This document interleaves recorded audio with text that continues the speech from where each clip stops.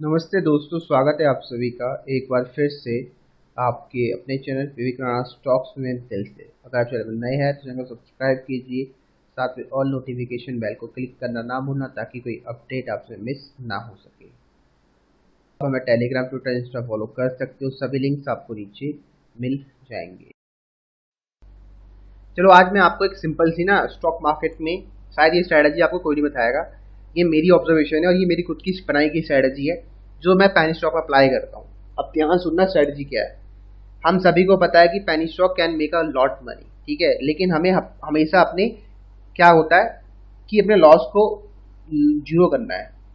अगर आपने कभी ऑप्शन ट्रेड करा होगा तो वहाँ बोला जाता है कि हम जो ऑप्शन होते हैं, ऑप्शन जो बाय करते हैं एज अ इंश्योरेंस करते हैं कि भैया अगर हम शॉर्ट सेलिंग कर रहे हैं ऊपर के लेवल्स में तो जो बाय की तरह हम कर रहे हैं ऑप्शन, वो हमारा एज अ सिक्योरिटी है, इंश्योरेंस है। अगर मार्केट कभी भी उल्टा फुल्टा हो जाता है तो वो हमारा सपोर्ट देगा और सच में होता है ये।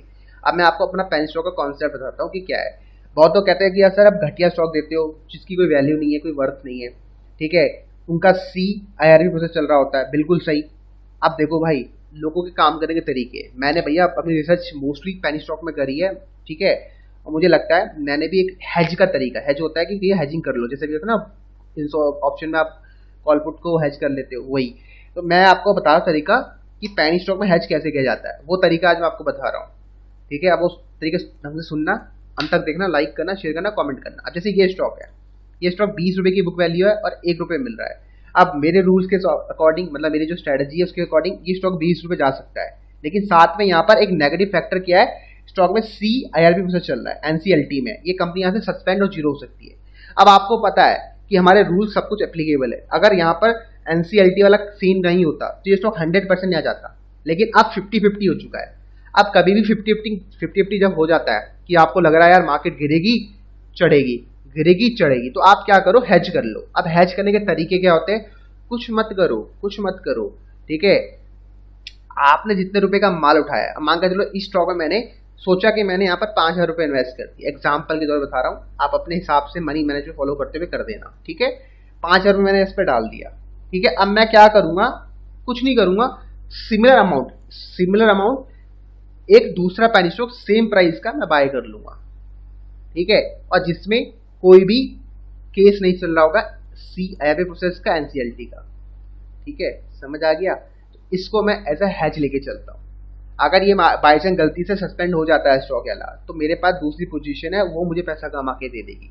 लेकिन लोग गलती क्या करते हैं, वो कभी भी ये ऐसा नहीं सोचते हैं। तो आपको कभी भी अगर CIRP प्रोसेस वाला, NCLT वाला कोर्स केस दिखे, स्टॉक दिखे, बाय करो यार, वही वही स्टॉक्स पैसा कमा के देते हैं। अब मैं कैसे एक्सप्लेन करूँ, नहीं है मेरे पास, ठीक है। मैंने आपको बहुत से स्टॉक बताया और देते, अब आप लोग डरते हो।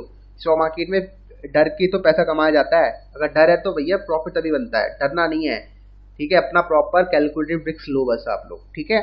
तो अब होगा क्या, मैंने बताया ना, आप मान के चलो, आप सोच रहे हो कि 5,000 रुपये इन्वेस्ट करूंगा स्टॉक में जो CIRP प्रोसेस में चल रहा है, तो कुछ मत करो, डिवाइड कर दो बाय 2, ठीक है। 2,500 रुपये डालो उस स्टॉक में जिसमें नहीं चल रहा है, 2,500 रुपये डालो उस स्टॉक में जिसमें चल रहा है।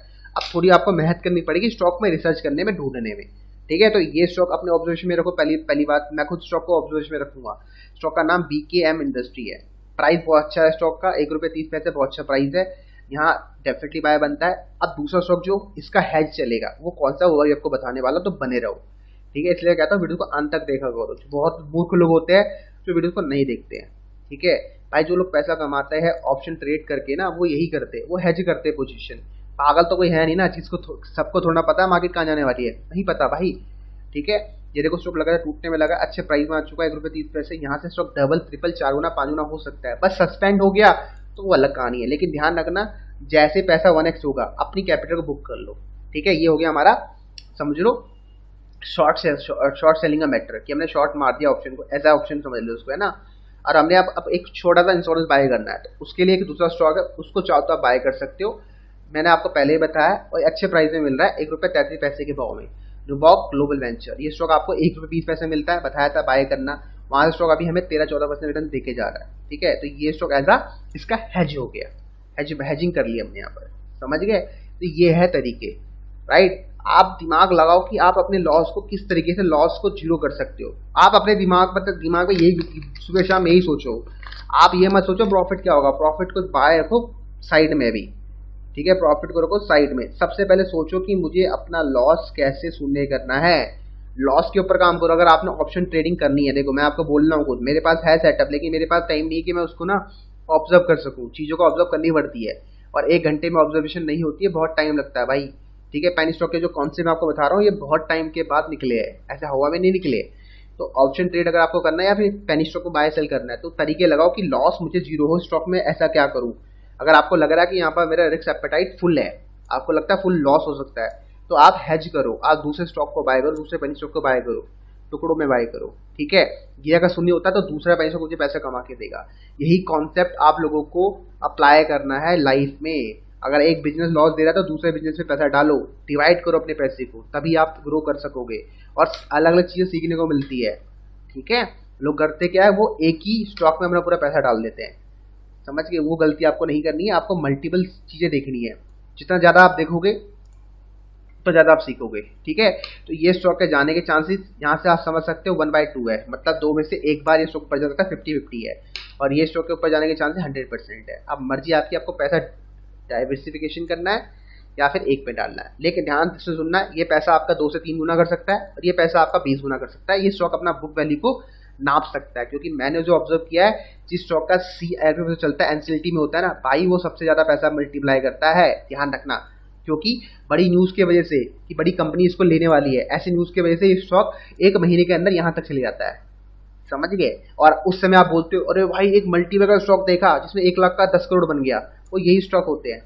और 6-7 महीने 1 साल के बाद ये दोबारा से ट्रेड होना स्टार्ट होते हैं, ये भी आपको बता दूं, ठीक है।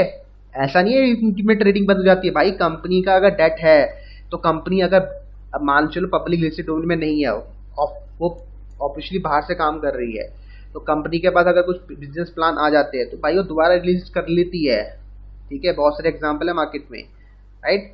ये सब चीज़ आपको समझनी पड़ेगी। तो इस वीडियो को समाप्त करता हूँ, बाकी मिलता है आपको अपने अगले वीडियोस में। तो तरीका मैंने आपको बदला दिया कि अगर आपको लग रहा है कि स्टॉक आपको लॉस दे सकता है तो आप हेज कर लो दूसरे पेनी स्टॉक को बाय करके, लेकिन सेम क्वांटिटी सेम अमाउंट में, ठीक है, उससे फिर सही रहता है, ठीक है।